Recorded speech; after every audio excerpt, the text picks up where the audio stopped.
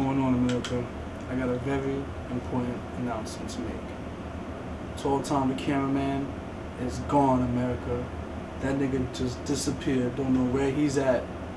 But the show must go on. So, this is something that I put together from the bottom of my heart about my father and me. Did a little interview with limited resources because this nigga ain't here. But if you see him, let him know where let him know where I'm at. Because he needs to come, like, he's been gone. But it's cool though, the show must go on. So, here's to y'all from me. Hope y'all enjoy it. Tony Show. I'm fucking out. What's Lodge? Not just how it is when you follow my G. Keep yourself alert so you see what I see. Not just how it is. What's going on, whoever's watching this? We have a very special guest here, a very special person in my life. My father, Chico. How you doing today, sir?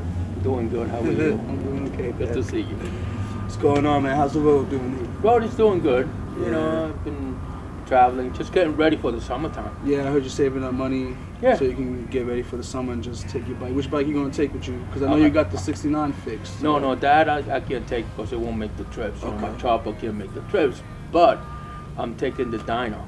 You know, my 09 dyno. Okay, yeah. Fat Bob. All right. Cool. So, what do you plan? What trip is this one now? Where you plan to go? Well, you know, I'm just I've been all over, so therefore, I've been all over and everything. So I'm just gonna make a couple of trips with my good friends. Okay. You know, and we're planning to go to Tennessee. We're planning to go to North Carolina. You know, like that. You know, just keep it, and that's basically it. You know, well, there's gonna be more trips, so I'm not sure yet. I can't think ahead. Okay. In general, how do you? Everything is fine. Yeah. Everything's great. I can't complain. You know, I'm back home. My mom taking care of her, taking care of business.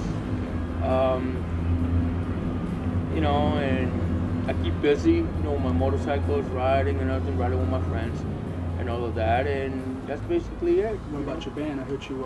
Oh yeah. I'm in a band. You know, it's called Burning Daylight. And I play the harmonica. The guys play, you know, guitar, bass, drums. Yeah. What kind of songs do you sing? Like, what kind of guys? Oh, we do a little bit of Jimi Hendrix, Led Zeppelin. You know, we do a little bit of everything. We're just starting out. Okay. You know, we're just starting out.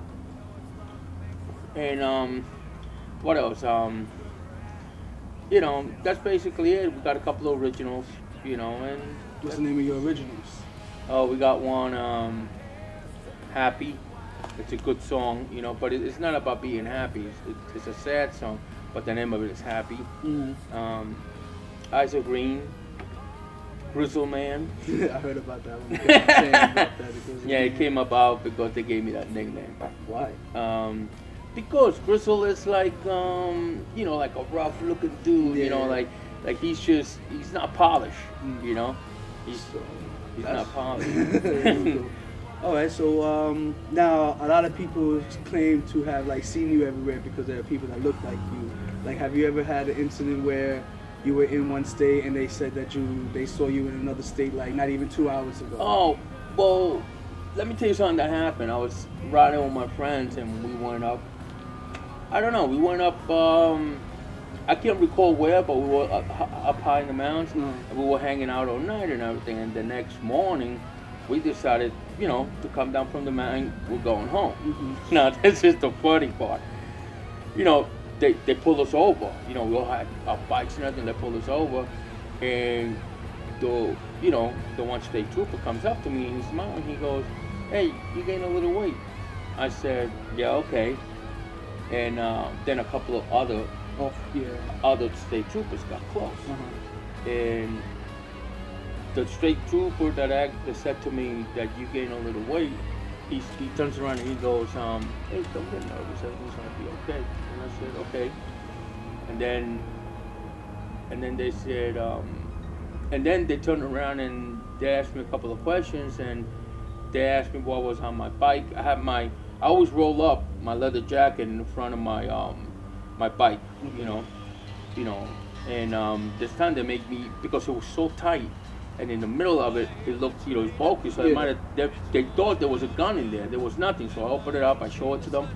Now, the funny part about this is that, like you know, like the cops are surrendering, and then, you know, they're not really bothering with the other guys. And I noticed, and I'm getting nervous. So the guy says, "Can I have your social security card?" And I said, "Sure." You know, and about 10, 15 minutes, he comes back and he goes, "Listen, I apologize. It's just that there was a guy wanted for murder, and it just same description as you." Oh, wow. And he was on Most Wanted, American Most Wanted, which later on, a couple of weeks later, I seen it. So I was like, wow, this is fucked up, man. Wow. This is pretty fucked up. Oh, man. Okay, so I understand that you also been into a couple bike accidents. Can you recall the first accident you went to? I was coming from, I'll tell you about one, because they're too long. Okay. I had one in Texas. Okay. And, you know, and looking back Texas, and what happened was there was a deer.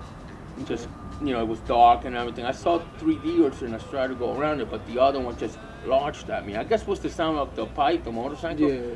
And it broke my collarbone, it broke my shoulder, and you know, and then it took me like about 7 months to recover from that, you know. And but then as soon as I was able to do it, I remember me coming out of the house, and I remember me coming out of the house, getting on the bike, and just riding around the block. Come, put the bike in the yard, came in and died at the couch. You know? Oh, wow. So, what are the memories that, you know, you liked about the road? Like, what was your fondest memory on the road? Like, the best one that you could recall right now? Every single one of them. Yeah. But there's this real special one. I was in Sturgis and decided to go to California. And a real good friend of mine, I kept asking him, I said, "Hey, what do you think? You think I should go to California?" And he was like, "Yeah." And I asked him a couple of more times, and then he says, "Listen, fucker, just fucking go. Yeah. You pussy, just go." And so I just, you know, I headed out. But the thing, not to make a long story, I'm gonna make a long story short. I was in Utah, and as I was coming down, okay, like this and everything, in the corner eye, I see something moving, and it was wild Mustangs, and that was a beautiful thing. You know what I'm saying? I wish I had a camera so I could just film it, you know? And yeah, and it's still with me, you know, like, you know, it stayed with me for a little while, then they went that way, and there were no fence. There were no fence. They were just riding, they were driving in the, you know, in the sand, in the dirt, and I was riding on the highway. That was one of the best experiences I ever had, you know? That's pretty cool. Back on the road. What happened in Alabama? What kind of fun that you had in Alabama? Oh my God, Alabama is great. If you're into country music, man, you know, you're talking about the king of country music here. We're talking Hank Williams. Okay. You know, I went there the first time, and you know, I was riding from North Carolina, so I rode and found Montgomery, Alabama, and when I did this, you know, I went to the museum, and I was like in heaven, because I always dreamed of going to Alabama to see a museum. I always dreamed of meeting these people, and it was awesome. It was really awesome. And I got the help of Hank Williams Jr.'s manager, because I was looking to go to Montgomery. Okay. And when I you know, I was looking for Hank Williams Jr. manager to talk. I mean, Hank Williams fan club. Okay. And they didn't have none at the time, but they had the what do they call that? The manager, Merle Kilgore. Okay. All right. Now Merle been with Hank Jr. since he was born. Okay. You know what I'm saying? He carried Hank Williams' guitar. So now I called, you know, and he picks up. I talked to this man between half an hour, and he was giving me directions how to get to, not directions, but telling me call the museum, give me a number, you know, and this and that. And I told him, hey, you know, I love that song, Ring of Fire. You co-wrote it with June Carter Cash, and he was like, oh, thank you very much, and you know, and all that. You know, we got into it, and then he says to me, ask for a guy named Cecil. Well, let me tell you about this man. Me and him came so close that he came to visit me. He came from Alabama, Montgomery, Alabama, all the way to Bayonne, New Jersey, just to see me You understand? Mhm. So, How did that make you feel? oh, dude, it's a wonderful thing. You know, it's great that he did that. You know, Mhm. and we got along. I got pictures. My picture with him been in calendars. You know, of the museum. You know, of Hank Williams calendars. Mhm. My picture with him, it's in it. You know, and I'm honored by that, and and I'm very touched. I'm very honored. You know, but it's great. It's great. Alabama's awesome. Now, have you ever been on any roads that were supposedly like haunted? Like, have you ever experienced anything like supernatural, or like just saw a glimpse of something that you thought you saw something but you didn't? No, I never experienced that. But I'll tell you one thing that I experienced. I rode from Minnesota all the way to Missouri. Okay, and I was there and everything, and after that was Jesse James Farm. Okay. And when I was at Jesse James Farm, that was awesome. Okay. But the thing is, when I left, Mhm. okay, it started to rain, a couple of me over and everything. But anyway, I kept going, and the sun came up and everything. I was on this is the most loneliest I ever felt. That's the most loneliest I ever felt, man. And then I'm riding for about an hour, and then I see just a truck. And I was like, is this it? Wow. Is this it, man? And that was basically it. But you keep riding, and then you come into then I came into this little hotel, motel actually. Mhm. And then from there I went. The next day I rode all the way to Cleveland, Ohio. Okay. And then from there I shoot to Jersey. Okay. The first trip you ever made. What year and where did you go? And what was your stops? Oh man. If you could remember. No, of course I could remember. What are you Alright. kidding me?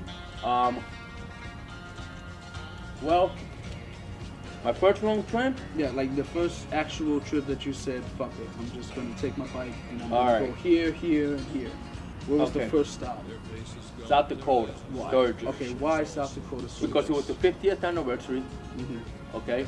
And I wanted to go. I wanted to make history. So here I am, So you 20, 26, 27-year-old kid, okay? Uh-huh. Jumping on this bike, Mhm. a 69 Sportster chopper. Mhm. Okay, 69 Sportster chopper, going across. How green was I? How, you know what I'm saying? Yeah. I didn't know what, I was riding into the unknown. Yeah, you You just said, fuck I it. really never left Jersey. Yeah. I just, into the unknown. And here I am, I'm with my buddy, and we're going, and we're riding. And we're riding, and everything is cool, but then, we wind up at the end of Pennsylvania. Not too much, actually in the middle, because, we have small tanks and everything. Yes. But the thing is that, once I got into, what do you call it? What was it? No. Indiana. I got into Indiana. Mhm. Once I got into Indiana, about maybe 20 miles into it, my engine seized. My engine blows off. Okay. So here comes these people, and they turn around. My friend went out. He went to a payphone, called. The fact that they didn't have cell phones. Yeah, of course not. Yeah. So Yeah. then we went and we got what do you call it? Went and we got he wound up getting a trailer, and they trailered me to the Harley shop, and I stayed overnight, and they worked on my bike and everything, and then I kept going, and we wound up in Sturgis, and then I rode my ass back, and it was history, man. But I'm telling you, man, when I got back, I discovered hemorrhoids. You know what I'm saying? I discovered back problems. Wow. All right. What was the worst experience on the road that you could remember besides the accidents? That we already know that is the worst, but we can say the second worst. What was, that happened on the road? Doesn't matter. It could be old, new, just something that happened on the road that you wish never happened. No. The bad experience that that I experienced, a bad experience was the most bad experience was the loneliness. When you're on the road for a week, you know what I'm saying, and you're riding and you get into a cheap motel, and you wake up and you don't know where you're at, and you're so tired that you have to, and yet you have to call the desk clerk and ask her, where are you and what state you're in, you know, and they tell you, it's time. When that happens to you, it's time for you to go home. Because if you don't go home, the road is gonna claim you. The road is gonna claim you. You know what I'm saying? And the club and the road doesn't play. It has destroyed marriages, relationships. It has, you know, it will swallow you up. If you're not careful, it will swallow you up. Has it gotten you to that point almost that it almost claimed you? Yeah. What year and what trip was it? Like, what trip, where were you going that it almost claimed you, like you said? Just bad. You know, the road. How do I explain what I'm trying to say? Take your time. There's a lot of things that goes with the road. You know, women, alcohol, drugs. You know, and I mean all those things, and you know, and you run into a sea of that. You know, it'll get you, and it almost got me. It almost got a lot of people, man. You know, when you're on the road, you know, you're drinking, you're partying, you're having a good time, you know, and things like that, and it'll get you. It'll get you. If you're not careful, it'll get you. And that's why it's okay to go on the road. There ain't nothing wrong with it. Yeah. Have a good time. But when it starts, when you go into a city, and you're sitting at dinner time, and you look over, and there's a couple with a couple of kids having dinner, you know, you start to think about your family. It's time to go home. You know, it's time to go home. The next day, you go to a motel, you know, and you relax for the night or whatever, and that morning you get up and you shoot home. Because that's the family's important. I mean, it's okay to go and travel and be a biker and all that. Ain't nothing wrong with that. But it gets lonely. And you need to see your kid. You need to see your parents. You know, you need to see, you know, whoever, you know. How many people have you taken with you on the road, like partner-wise, like, you know, like on the back of my bike? No, like another rider, like, you know. Oh, another rider? Yeah, like how many people have you brought with you, and which one was the best partner you ever had? I say partners. Okay, partners. Other bikers? Doesn't matter who. Like the best trip you had with somebody. Oh my God. Sturgis with I'm not gonna say the names. No, you don't have to say names. But let me see. There was the first time I went after many years. Okay. You know, the second time I went to Sturgis, it was my two brothers of the road. Okay. You know, and besides that, they're my heart. You know what I'm saying? Yeah. These are my brothers. And we went to Sturgis. We had a blast, and that's when I decided to go to California. You know, by myself. But they went home because they had to work. But yeah, that one, and then the following year, and these guys. As a matter of fact, tomorrow I'm going riding with these two boys. Not boys, men. I'm going to go to riding with them, and we're going to go to you know, ride around a different state and everything. So that's what we're going to do. And yeah, those are my partners. Those, and I got one in North Carolina that I ride with. He's pretty cool, you know. But I got these two guys, you know, that I known for like 20 years. There you go. You know? Has you being a Hispanic man ever, you know? I never had an issue. You never had an issue. I never had an issue with the fact that I was Spanish. And, you know, I did have issues with the fact like being a biker. Okay. Because people treat bikers lower than an Afro-American. Why you know? Is that? Because people look at us like we don't work. You know, we're outlaw bikers, we this, with that. You know what I'm saying? And I have heard stories about my friends going across country, like they stopped at a Dunkin' Donuts, you know, and they got their coffees and standing outside that, and the owner's telling them, hey, you gotta go. You know, you gotta go. and they're going, but wait a minute, let me finish my coffee. And the cops come and they have to remove them. And it was raining. Or going to a campground. They're not hurting anything. They're going to a campground. They can't camp. They shoot them out. And even me, I used to go down the shore. I went to a bar and they told me you can't come in. And I said, why? And they said, look. And the bartender goes to me, look, I ride, but you know I can't even bring my bike here. And it's because you're a biker. That could let anybody in, but because I ride a bike, that's the pressures that I dealt with. So and now the new riders come up. Oh, it's cool. The same boys like, oh, come on in. Yeah, because they're polished bikers.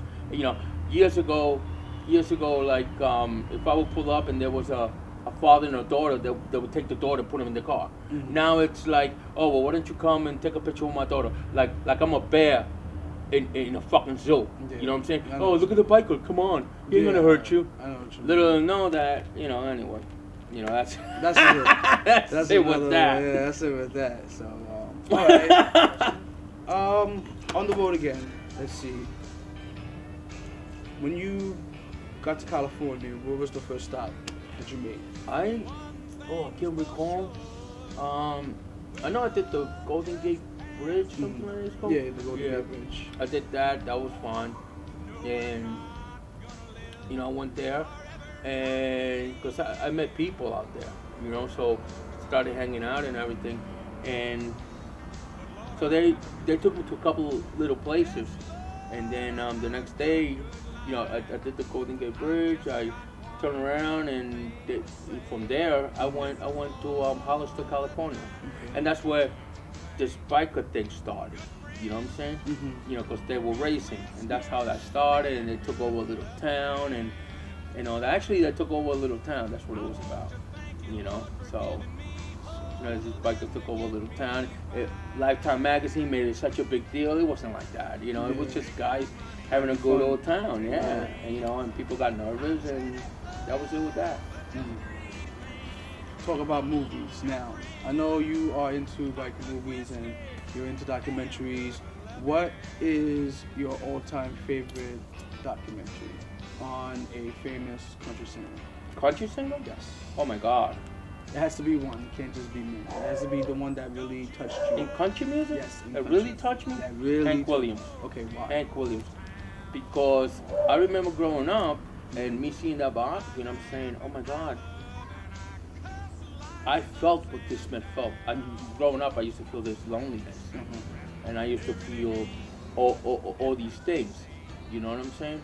And he felt them. I read about him. I read about this man. I listened to his music, and I could listen to his pain and his voice and everything. So he's my number one country artist. Do you want a second one? Sure, why not? Who's your second? Marty Stewart. Why? Marty's the man. Now, why is he rocks out? Why? Why is he the man for you? He brought a whole, things that people have forgotten in his music. He brought it back out, man. Like the rockabilly, the country, the soul of it. Oh my God. He's very intelligent and he's smart, and to me, he's a legend. He's a living legend because he played with the legends. You know what I'm saying? And he was married to Johnny Cash's daughter. And he became like a son to Johnny Cash. They became best friends. I mean, and yeah, he's the man. Yeah. How many motorcycles have you had throughout your whole life? Let me see. 1, 2, 3, 4. So my whole riding career, 5. But I only got 2. I still got the first one and my last one. Okay. Can you name all 5 of the motorcycles that you have, and can you pinpoint each one your fondest memory on? I have my first bike, which is a '69 Sportster, '69 Chopper, and I had another Sportster, which I didn't really ride. It was a '77. I had a '77 Super Glide. That I had a lot of fun with. I had a '56 Pan. I had some fun with that. Then I had my 9 Train, and then the Dyna Wide Glide. I actually had 6. I forgot about that 56. And out of all of them, did you build any of them? Honestly, no, but I have, you know, I'm kind of about to laugh because if any of my friends watch this, they go, yeah, we never built anything. Yeah, hold the light, buddy. But,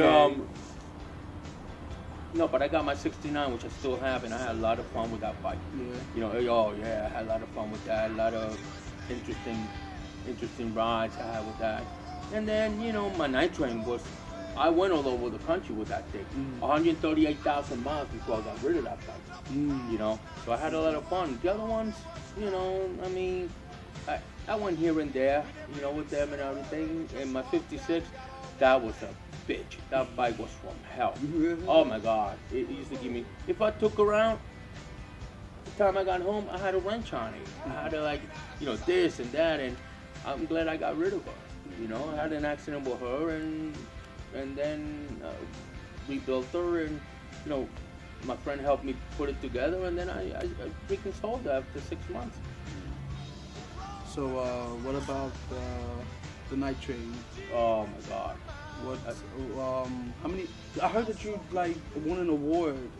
Oh, for yeah. For your travels, like you did like certain miles, and you got like first place. Well, it's a high mileage contest, and at the high mileage contest, I did I got second place the first time. Okay. You know, and I put like 20,000 miles. On the second one, which I became first, I put 24,000 miles. You know, and I got my first trophy was second place. My second trophy was first place. Yeah, and I'm proud of that. Yeah, I'm glad you brought that up because I even forgot about that. Yeah, I kind of figured, you know, if you bring it up, you know, because it's part of the road. One more question I'll have to ask you. Throughout your whole riding career, do you regret it?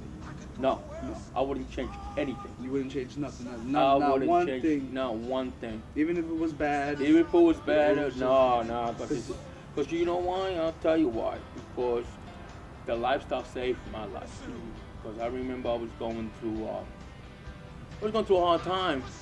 You know, when in my marriage, you know, I got married young, and I was going through this hard time and everything, and I just felt people were tearing me apart.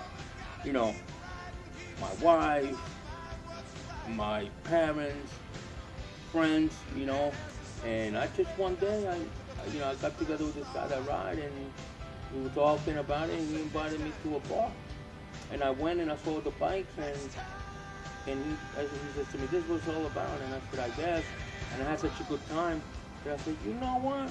This is the way I'm gonna go."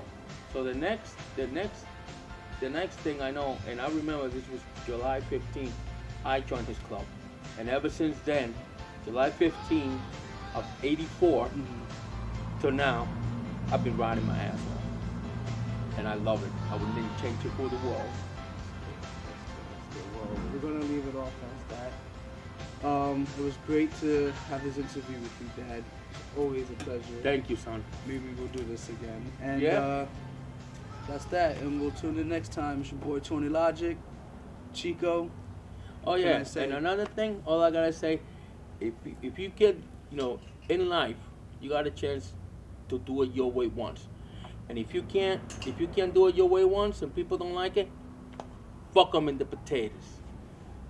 Heard it here. Peace out, Cub Scouts. It's a good one. Can we see it? Not just how it is when you follow my G. Keep yourself alert so you see what I see. Not just how it is when you do the right thing. Keeping it true, so what if they hate?